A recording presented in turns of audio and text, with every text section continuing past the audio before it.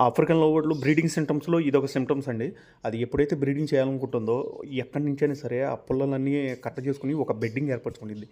ఈ బ్రీడింగ్ ప్రాసెస్‌లో బ్రెడ్డింగ్ అనేది కామన్‌గా ఉండేదండి అది. అసలు మనం అది మెయిన్ అసలు బెడ్డింగ్ అనేది.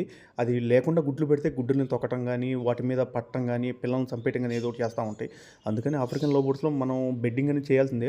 మీరు ఎంత బెడ్డింగ్ చేసి ఇచ్చినా సరే అది బయట నుంచి పిల్లలు తీసుకెళ్లాల్సిందే కన్ఫర్మ్‌గా. ఫుల్ యాక్టివ్‌గా ఉంటాయండి ఆఫ్రికన్‌లో, కానీ వయసు కూడా ఎక్కువే వీటిది. మన దగ్గర పోయినసారి ఒక 18 పేర్సో, 19 పేర్సో తీసుకొచ్చిన అన్నీ సేల్ అయిపోయినాయి. అందరూ చూస్ చేసి తీసుకున్నారు.